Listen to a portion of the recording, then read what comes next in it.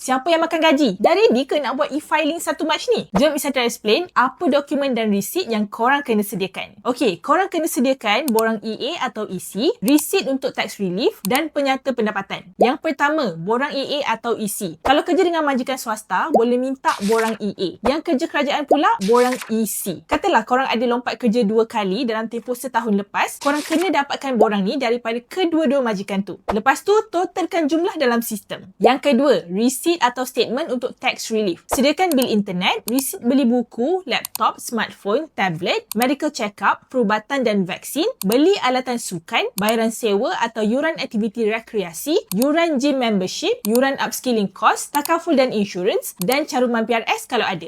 Kalau ada anak, boleh standby resit vaksin tambahan, alatan penyusuan, yuran taska atau nursery atau tadika dan statement simpanan dekat SSPN. Yang ketiga, penyata pendapatan. Ini penyata dari pendapatan selain gaji yang korang dapat. Contoh macam royalty, dividen, CP58, penyata untung rugi dan lain-lain. Untuk tutorial penuh cara buat e-filing kali pertama, boleh tengok video part 10 dalam playlist kewangan kami.